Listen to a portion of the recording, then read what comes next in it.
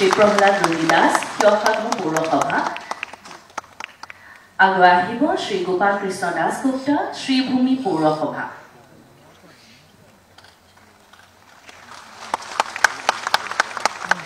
শ্ৰী গোপাল কৃষ্ণ দাসগুপ্তা শ্ৰীভূমি পৌৰসভা তাৰ পিছতে আগুৱাই আহিব প্ৰশান্ত চৰকাৰ ধুবুৰী পৌৰসভা আগুৱাই আহিব শ্ৰী অসীম চক্ৰৱৰ্তী তিনচুকীয়া পৌৰসভা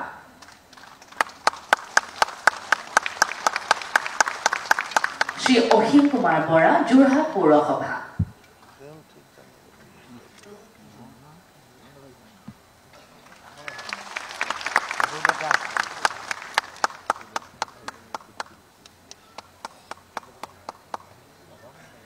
শ্ৰী অসীম কুমাৰ বৰা যোৰহাট পৌৰসভা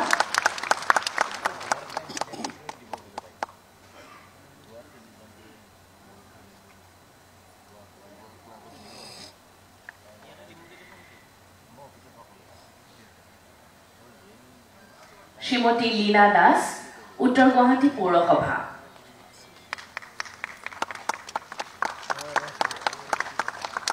তেখেতৰ পাছতে আগবাঢ়ি থাকিব শ্ৰী ৰাজীৱ গগৈ বোকাখাট পৌৰসভা শ্ৰী ৰাজীৱ গগৈ বোকাখাট পৌৰসভা আগুৱাই আহিব শ্ৰী ৰাজু দৰ্জী মৰাণ পৌৰসভা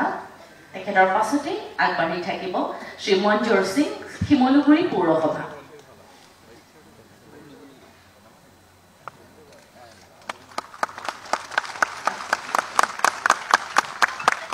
শ্ৰী ৰাজু দৰ্জী মৰাণ পৌৰসভা তেখেতৰ পাছতে আগবাঢ়ি থাকিব শ্ৰী মঞ্জুৰ সিং শিমলুগুৰি পৌৰসভা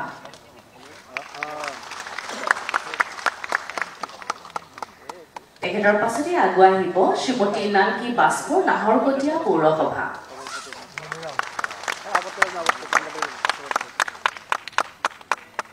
নানকি বাস্কৰ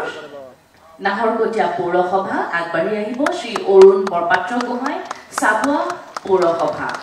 তেখেতৰ পাছতে আগবাঢ়ি থাকিব শ্ৰী বিশ্ববিজয় কোঁৱৰ ধেমাজি পৌৰসভা আৰু শ্ৰী ৰঞ্জন শৰ্মা লংকা পৌৰসভা তেখেতসকলৰ পাছতে আগবাঢ়ি আহিব সহকাৰী সঞ্চালক নগৰ আৰু গাঁও পৰিকল্পনা শ্ৰী মনুকৃষ্ণ দাস আগবাঢ়ি আহিব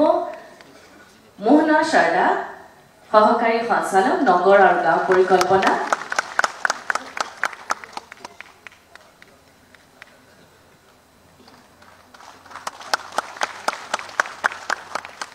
আৰু শেষত শ্ৰীমতী গাৰ্গী দাস সহকাৰী সঞ্চালক নগৰ আৰু গাঁও পৰিকল্পনা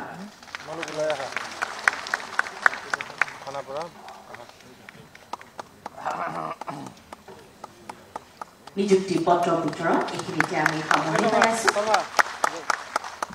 পৰম শ্ৰদ্ধাৰ সুধীবৃন্দ আমাৰ আজিৰ এই সভাখনিৰ অন্তিম পৰ্যায়ত আহি আমি উপস্থিত হৈছোহি পুনৰবাৰ এজাউৰি উষ্ম হাত চাপৰিৰে আমি অসমৰ মাননীয় মুখ্যমন্ত্ৰী মহোদয় আৰু তেখেতৰ নেতৃত্বাধীন চৰকাৰখনৰ অধিক ধন্যবাদ আৰু কৃতজ্ঞতা জ্ঞাপন কৰি অসমৰ পৌৰ নিগমৰ বিষয়া কৰ্মচাৰীসকল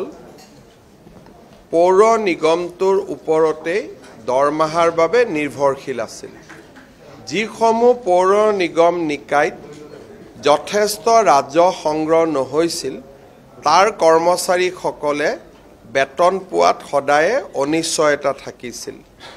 এক প্ৰকাৰ ক'ব গ'লে বহুতো পৌৰ নিগম নিকায় আছিলে য'ত 4 মাহৰ মূৰত কোনোবাই এমাহৰ দৰমহা পায় কোনোবাই বছৰ বছৰ জুৰি দৰমহা নাপায় আজি এটা দীঘলীয়া প্ৰক্ৰিয়াৰ অন্ত পৰিলে আজি আমি পৌৰ নিগম নিকায় 664 গৰাকী কৰ্মচাৰীক বা বিষয়াক আজি আমি প্ৰাদেশিকৰণ কৰিছো তাৰ ফলত এতিয়াৰ পৰা তেওঁলোক আন চৰকাৰী কৰ্মচাৰীৰ দৰে সমান সুবিধা লাভ কৰিব নিয়মীয়া বেতন নিয়মীয়া পেনশন নিয়মীয়া চিকিৎসাৰ ভাত্তা ৰিইম্বাৰ্সমেন্ট আৰু ছুটি ইএল সিএল প্ৰেগনেন্সি লিভ যিমান চাইল্ড কেয়াৰ লিভ যিমান চৰকাৰী কৰ্মচাৰীয়ে সুবিধা পায় প্ৰতিটো সুবিধা আজিৰ পৰা আমাৰ নিগম নিকায়ৰ কৰ্মচাৰীসকলেও লাভ কৰিব। এটা বহুদিনীয়া প্ৰতীক্ষাৰ অন্ত পৰিলে মই আমাৰ জয়ন্ত মল্ল বৰুৱা ডাঙৰীয়া আৰু গোটেই ডিপাৰ্টমেণ্ট অফ হাউচিং এণ্ড আৰ্বানক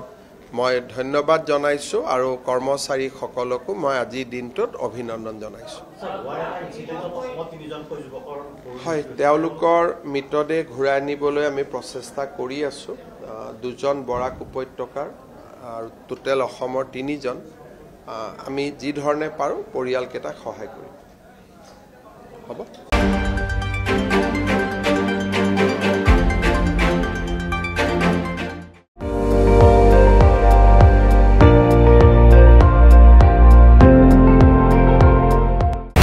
আপুনি চাই আছে ND24